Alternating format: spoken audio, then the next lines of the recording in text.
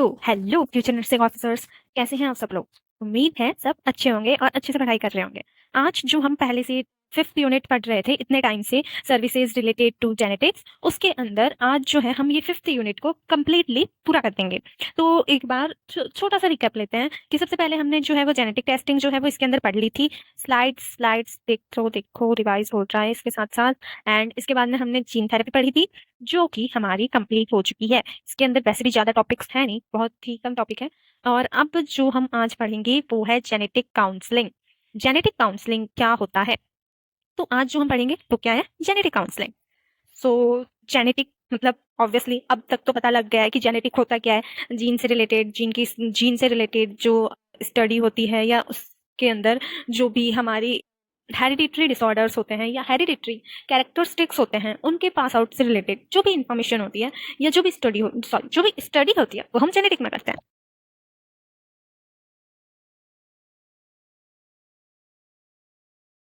Of a genetic disorder in a family मतलब एक communication process है जिसके अंदर हम एक ह्यूमन बीइंग को ट्रीट करते हैं या उनके साथ डील करते हैं। उसके साथ डील करते हैं, उनको साइकोलॉजिकल सपोर्ट प्रोवाइड करवाते हैं, उनको इन्फॉर्मेशन प्रोवाइड करवाते हैं, या फिर जो भी इंपॉर्टेंट इन्फॉर्मेशन होती है जो हम वो प्रोवाइड करवाते हैं, विच इज़ रिलेटेड, जो कि जेनेटिक काउंसलिंग में आता है। और नर्स का जो है वो मेन रोल होता है जेनेटिक काउंसलिंग प्रोवाइड करवाना। इसके बाद में इसके कुछ हम देखेंगे पर्पस क्या क्या होते हैं। तो वही इसके अंदर आ जाएगा कि जेनेटिक काउंसलिंग हम क्यों प्रोवाइड करवा रहे हैं। To know about the diagnosis and the available management. अब बहुत सारे ऐसे लोग होते हैं जिन्हें अपनी जेनेटिक कंडीशन बताने में शर्म आती है। तो as a counsellor genetic counselling जब आप प्रोवाइड करवा रहे हो, आपकी रिस्पॉन्सिबिलिटी बनती है कि आप कंफर्ट इन्वायरमेंट प्रोवाइड करवाओ, और पेशेंट को जो है उसको इतना कंफर्टेबल बनाओ कि वो अपनी कंडीशन अच्छे से बता सके, जिससे हम लोगों को क्या पता लग जाए कि इस अब डिजीज कंडीशन पता लग गई है, तो ऑब्वियसली पता लग जाएगा कि डिजीज कंडीशन मतलब पता लग गया ना, डायग्नोसिस क्या है। अब हम उसका जो अवेलेबल मैनेजमेंट है उसके बारे में भी हम स्टडी कर सकते हैं। Next, to know about the risk factor. वही डिजीज कंडीशन पता लग गई, पेशेंट की कंडीशन पता लग गई, तो हम जो है रिस्क फैक्टर के बारे में पता कर सकते हैं। To choose the to choose the course of action which seems appropriate to them. मतलब कौन सा जो ट्रीटमेंट के लिए एक्शन है या कौन सी चीज उन्हें करनी चाहिए। जैसे कि अब देखो, फर्स्ट वाले का एग्जांपल क्या है, to know about the diagnosis and available management. मान लो कोई पेशेंट है जिसके अंदर कोई थैलेसीमिया वाली कंडीशन है या फिर फिनाइलकेटोन्यूरिया है। तो अब हमें पता लग गया कि इसके अंदर फिनाइलकेटोन्यूरिया है और इसका जो मैनेजमेंट है वो मार्केट में अभी करंट क्या अवेलेबल है। अब सेकंड, उसके रिस्क फैक्टर, इसके लिए हम पेडिग्री चार्ट का यूज करेंगे। और जब पेशेंट से और उसके फैमिली मेंबर से काउंसलिंग करेंगे, तब समझ आ जाएगा कि जो फिनाइलकेटोन्यूरिया हुआ है वो क्यों हुआ है और इसके रिस्क फैक्टर जो है वो क्या क्या थे या है। Second, to choose the course of action which seems appropriate to them. तो जो कि पेशेंट की कंडीशन को देखते हुए, फाइनेंशियल कंडीशन को देखते हुए, कौन सा ऐसा ट्रीटमेंट है जो उनके लिए बेटर रहेगा और कौन सा जो ट्रीटमेंट है वो जो है उनके लिए इफेक्टिव रहेगा। ये जो है वो हमें एक प्रॉपर काउंसलिंग के बारे में बाद में ही पता लग सकता है, to make the best possible adjustment to the disorder.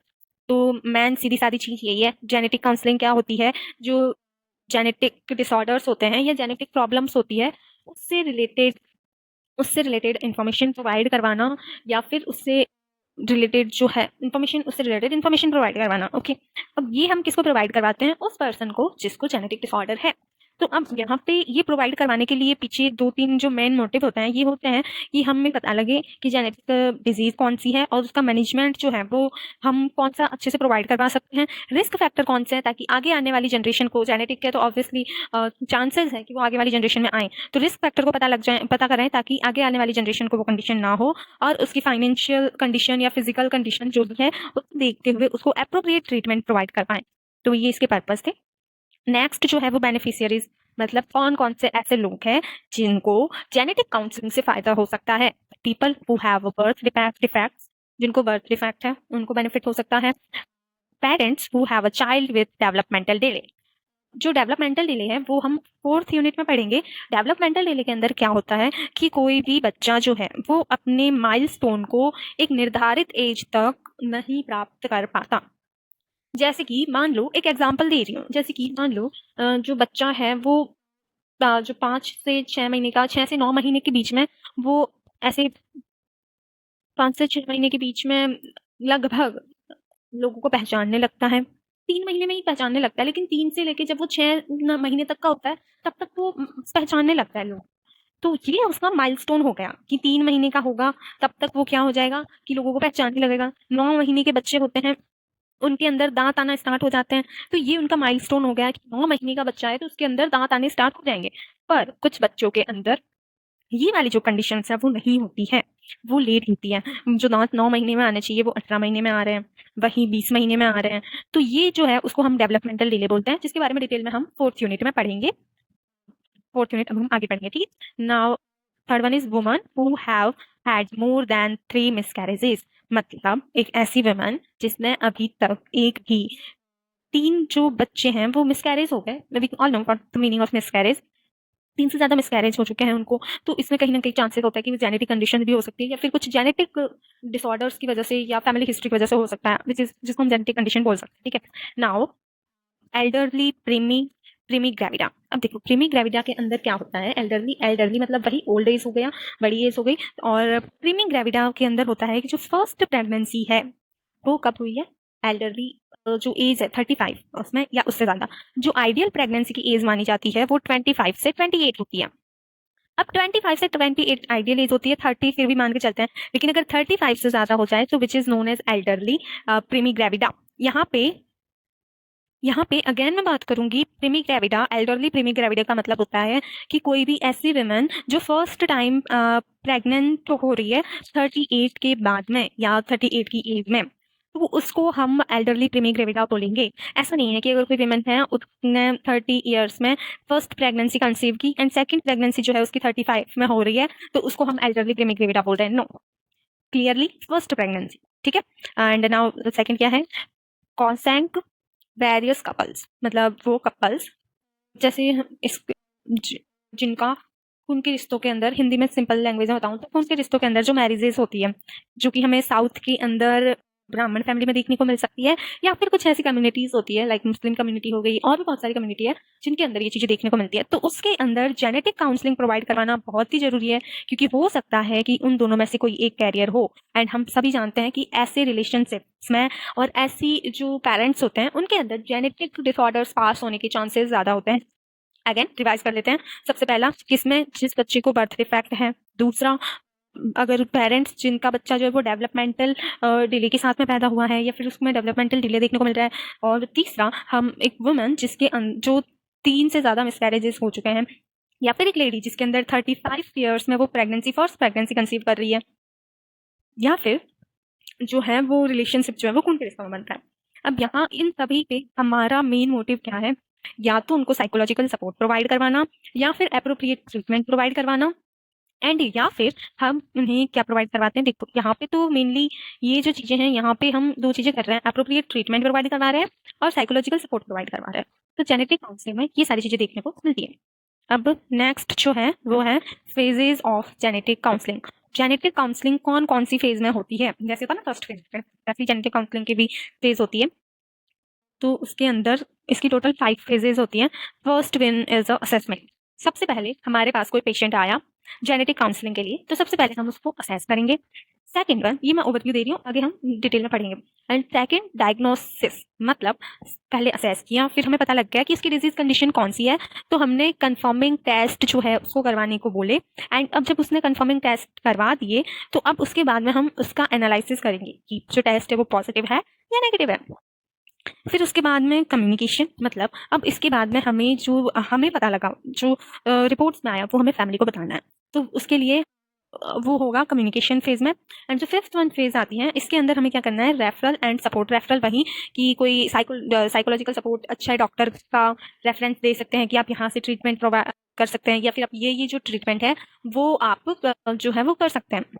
फिर सपोर्ट जेनेटिक स्पेशलिस्ट, ठीक है, तो psychological support and refer to genetic specialist. अब यहाँ पे एक चीज़ बताती हूँ अच्छे से रिवाइज करने का। अपनी आइज़ को क्लोज करो, अपनी आइज़ को क्लोज करो एंड सोचो, आपके एक नर्स हो, आपके सामने एक पेशेंट आया है आपके सामने एक पेशेंट आया है जिसको लगता है कि उसमें कोई ना कोई जेनेटिक कंडीशन है। तो अब आपने सबसे पहले उसका असेस किया कि क्या कंडीशन है, उससे जानकारी ली, तो वो असेसमेंट फर्स्ट फेज। सेकंड, अब आपको कहीं ना कहीं डाउट हो रहा है कि शायद इसको जो है वो ये वाली डिजीज कंडीशन हो सकती है, कोई भी XYZ, मान लेते हैं उसको XY डिजीज कंडीशन हो सकती है, तो अब आपने उसको कुछ टेस्ट करवाने को बोले, तो वो जो है वो डायग्नोसिस फेज में आया। अब उसने वो टेस्ट करवाए, उसके बाद में उसकी रिपोर्ट आई और वो रिपोर्ट आपने देखी एंड आपने रिपोर्ट को देखा और जो पेशेंट ने अपनी कंडीशन बताई थी उसको देखा एंड इसके बाद में ये वाली जो कंडीशन है, ये वाली जो सिचुएशन है वो आ गई एनालिसिस। फिर जो फोर्थ वन, अब आपको पता लग गया कि पेशेंट को क्या डिजीज कंडीशन है, तो अब आप जाके ये वाली चीज उसकी फैमिली को बताएं, समझाएं रिस्क फैक्टर के बारे में और क्या क्या सावधानियां रखनी है उनके बारे में। तो वो चीज जो है या उनका क्या रिजल्ट आया, वो चीज जो है वो कम्युनिकेशन आ गया। तो ये फोर्थ फेज हो गई कम्युनिकेशन। अब आपने फिफ्थ फेज जो है उसके अंदर, अब हम तो नर्स हैं, हम ट्रीटमेंट प्रोवाइड नहीं करवा सकते, हम बता सकते हैं कि आप यहाँ से ये ट्रीटमेंट ले सकते हो ऐसा। तो ये जो फिफ्थ स्टेज है इसके अंदर हम उन्हें रेफरल देंगे और सपोर्ट, जो कि हम साइकोलॉजिकल सपोर्ट देंगे और किसी जेनेटिक स्पेशलिस्ट का उसको सपोर्ट जो है वो रेफरेंस देंगे। ठीक है, तो ये हो गई फिफ्थ फेजेस। तो जेनेटिक काउंसलिंग की फिफ्थ फेजेस समझ आई। अब हम बात करते हैं नेक्स्ट, यही कुछ था, एक बार इनको मैं रीड आउट कर देती हूँ ना। ओके, चलो रीड आउट करते हैं। This initial assessment phase, this initial phase involve gathering. This initial phase involves gathering information about the individual or family's medical and family history. वही कि हम असेस कर रहे हैं तो ऑब्वियसली फैमिली से कुछ इन्फॉर्मेशन लेंगे, कुछ पेशेंट से लेंगे, उसकी रिपोर्ट्स देखेंगे। वही this include creating a pedigree chart, family tree to identify patterns of inheritance and potential genetic risk.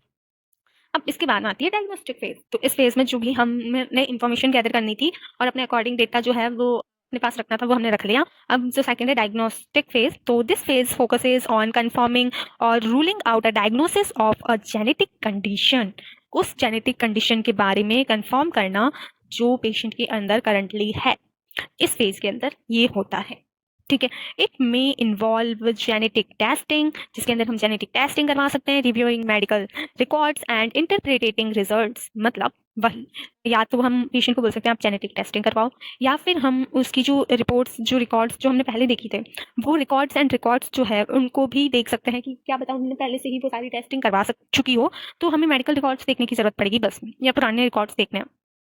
फिर है एनालिसिस फेज। अब एनालिसिस फेज में once a diagnosis is established or a risk is identified, this phase involves analyzing the implications of the condition, including its potential impact on the individual, family and future generation. इसके बाद में हम जाते हैं next.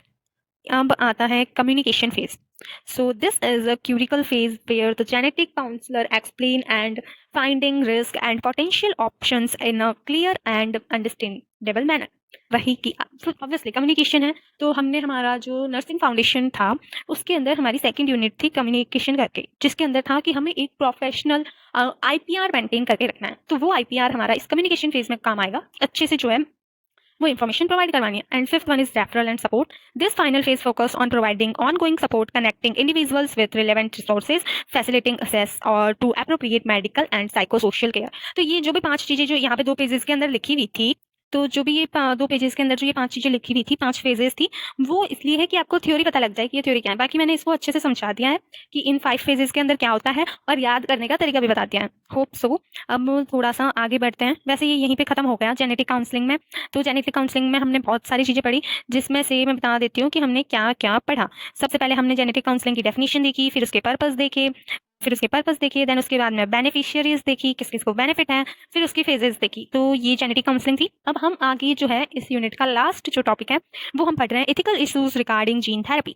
जो हमने पहले gene therapy पढ़ी थी वही जीन थेरेपी ना, जिसके अंदर हम क्या कर रहे थे, जो फंक्शनल जीन है, देखा गलत बता दिया ना मैंने, हाँ करते रहता हूँ, जो वही जेनेटिक जीन थेरेपी जिसके अंदर हमने क्या किया था, जो नॉन फंक्शनल जीन है उसको रिप्लेस किया था फंक्शनल जीन से।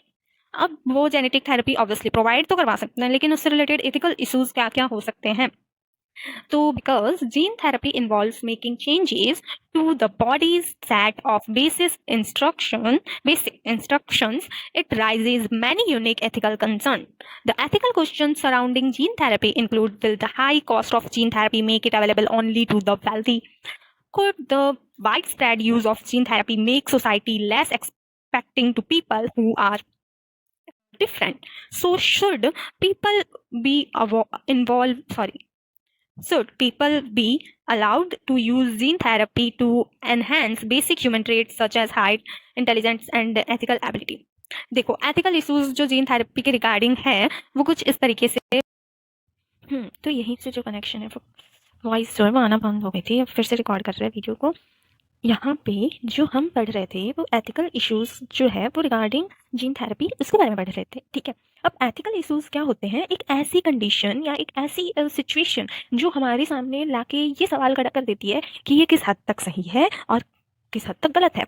तो जहाँ पे सही एंड गलत का सवाल आ जाता है वहाँ पे हम बोल सकते हैं कि यहाँ पे एथिकल इश्यूज है रिगार्डिंग वही चीज़ जीन थेरेपी के रिगार्डिंग है। तो यहाँ पे हम बोल सकते हैं कि जीन थेरेपी के रिगार्डिंग जो एथिकल इश्यूज है उसके अंदर क्या आएंगे कि जीन थेरेपी किस हद तक सही है और किस हद तक गलत है। अगर कभी समझ ना आए तो सिंपल सी चीज़, एक आम इंसान की तरह सोचना, जो एक आम इंसान के दिमाग में जो चीज़ें आती हैं वही एथिकल इश्यूज होंगे जीन थेरेपी के रिलेटेड। आपको पता है जीन थेरेपी के अंदर क्या होता है कि बॉडी का पूरा जो सेट है या फिर जो बॉडी की एक पर्टिकुलर फंक्शनिंग हो गई उसको हम पूरी ही तरीके से चेंज कर देते हैं। तो वो जीन थेरेपी में होता है। तो इसके रिगार्डिंग लोगों में क्वेश्चन तो आएंगे कि क्या हम जब जिस जिस तरीके से पैदा हुए हैं उस तरीके को आज सोसाइटी एक्सेप्ट नहीं कर रही है कि जीन थेरेपी यूज़ हो रही है।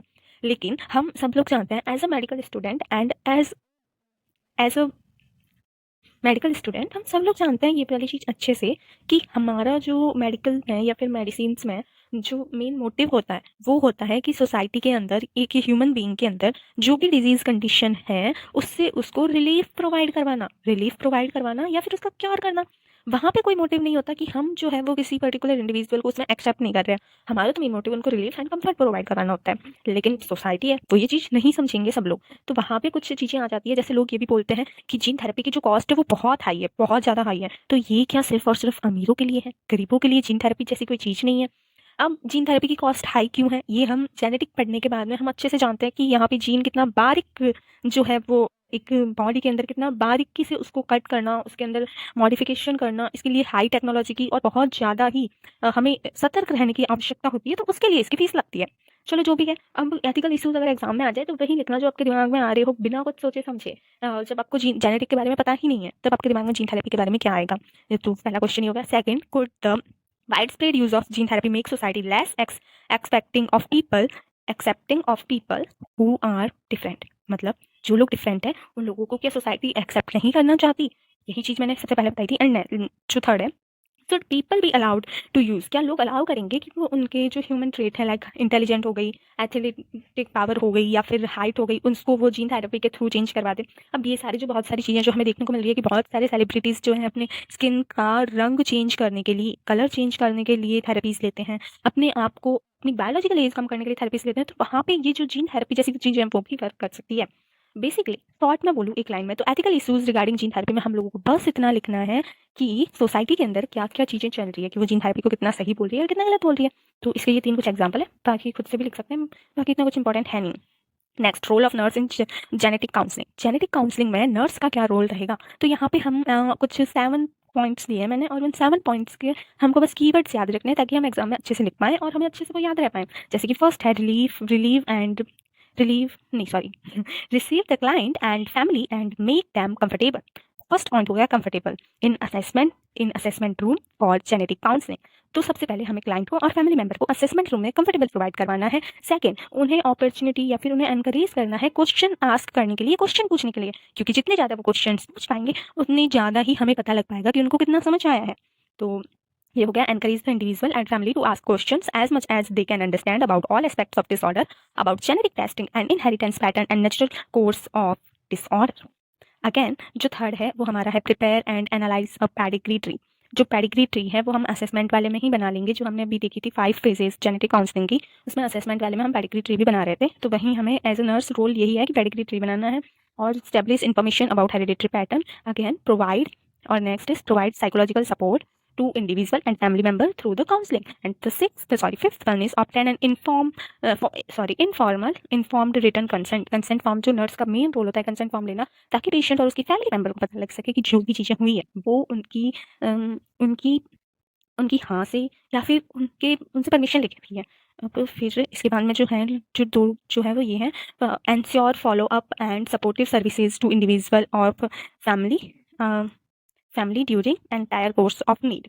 तो एंश्योर करना है कि वो लोग जो है केयर है उसको अच्छे से फॉलो अप करें, और सपोर्टिव सर्विसेज जो हैं वो फैमिली की उससे रिलेटेड जो भी चीज़ें हैं उनको एंश्योर करना। And the last one is maintain privacy and confidentiality, मतलब प्राइवेसी को मेंटेन करनी है, इसकी उसकी नहीं करनी है। अगर आपके पास में कोई पेशेंट आया है जेनेटिक डिसऑर्डर्स के साथ में, तो घर पे जाके बताने की, अपने दोस्तों के साथ में शेयर करने की ये कोई खुशी की बात नहीं है जो आप जाके शेयर करें कि oh my god I meet patient जिसको ये कंडीशन थी, मैंने तो अपनी ज़िंदगी में पहली बार देखा। किसी को बताने की ज़रूरत नहीं है, चुपचाप अपने पास रखना, क्योंकि ये कॉन्फिडेंशियलिटी का मैटर है। पेशेंट चाहे तो केस भी कर सकता है।